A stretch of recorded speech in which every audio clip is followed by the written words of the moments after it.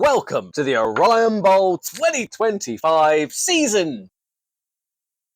Okay, welcome to week 3 of the Orion Bowl NFL Fantasy League. This is a video largely for the league members, the competitors, the great competitors that make the league what it is. You guys, you're the stars. But also, if you want to follow along and you're not in the league, then I don't know why you would, but feel free. I won't physically stop you. I won't stop you. But you might see some fantasy advice along the way. More what not to do. If you look at some of the decision making in this league, from myself especially, you might get to see what not to do in NFL fantasy to maybe help you in your own NFL fantasy league. So last week, the Baltimore Ravens played the team with no name. And that's a team that I always like to beat. I clean swept them last week, and that unfortunately will not be happening this year because they gave me a beating. Mostly, right, let's be fair here. The Bears defense gave me a beating. Putting up a -4, you're never winning if your defense puts up a -4.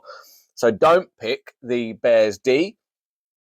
And also, who knew that James Cook was the number 1 running back on the league in a largely pass-first offense? I'm as surprised as you are. But yeah, mostly it was the hubris in a certain video and a certain Tiger themed t-shirt shirt that probably I might have done an additional video talking about how I backed putting my bench up against his starters, and honestly my bench did pretty well. I probably should have played him. Either way, great win for the team with no nameth. Let's move on to the Suns versus the team with no nameth A. That's the Minnesota Vikings. God, that's such a mouthful. Anyway, the Suns really got back into great form, largely due to Jamar Chase, which is no surprise, but also getting 20 from your kicker, Aubrey. That isn't. I know he's the best kicker in the league, but damn, 20 points from a kicker? Good for you, Suns. Great win. And Arizona marched to victory despite a vintage Jets performance, stunting his QB at 3 points. Now, I'm not talking about the Jets being good on defense. I'm talking about the Jets struggling on offense. That was basically what got him, what was hampering him. But A-Chain and Nakua picked up the slack to stick it to Dak. That's pretty nice. I wrote that down. I was so happy with that. Despite my prediction, Dennis Trey took the win from the team that only put up 57 points. At a certain point, it feels like bullying. If the opposition only puts up 57 points.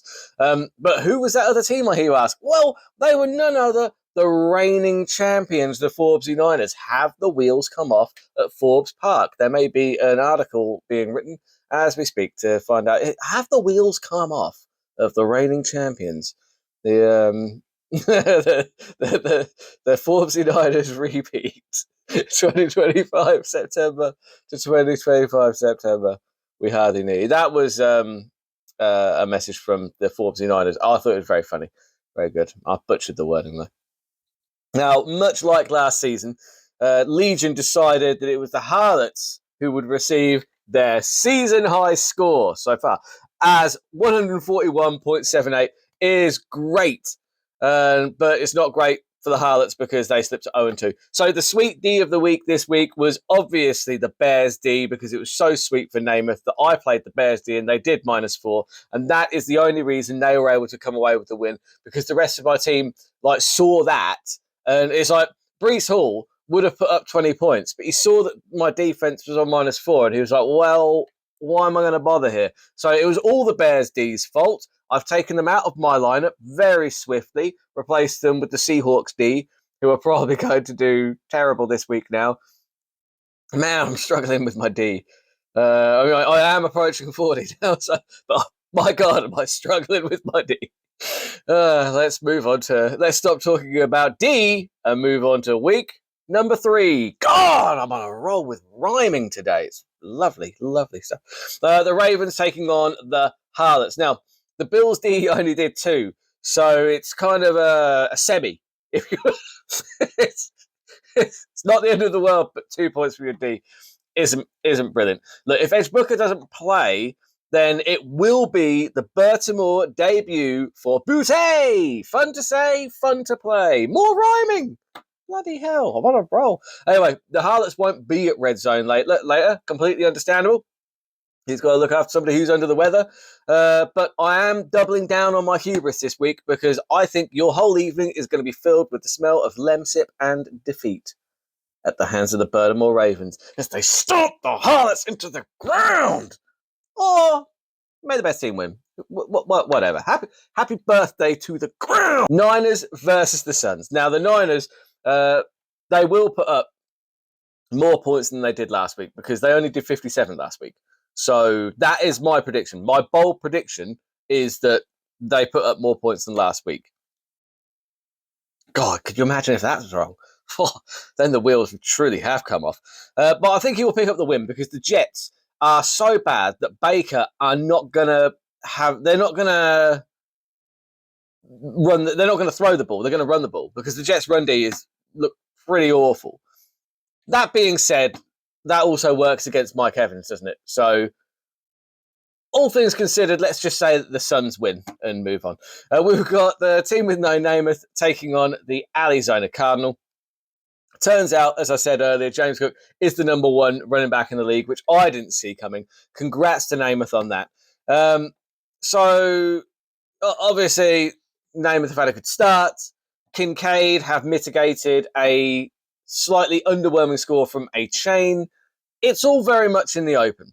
However, I would say that as much as it pains me to say it, Lamb, AJ, and Collins are going to be coming good at some point. Could be this week. Could be this week. So I'm going to lean with the team with no Namath on that one, I think. And then we have got Dak versus the Vikings. Now, Dak has opened the scoring, obviously, with a 33 from Allen and Tyreek Hill. That's a decent start. But against any team that maybe doesn't have the power at quarterback that you have with Josh Allen.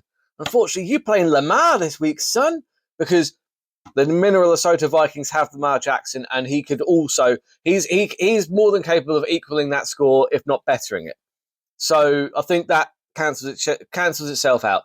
I'm also going with Chuba Hubbard to put up 20 points. I think the Vikings are on the comeback trail all the way to victory against the team with no Dak. Sorry, the baby got Dak. Namath a win. That's what I'm saying. So that's the video. That's the video for this week. What a disappointing ending. If I've picked you to win, prove me right. But if I picked you to lose, prove me wrong. I'll see you in the winner's circle next week.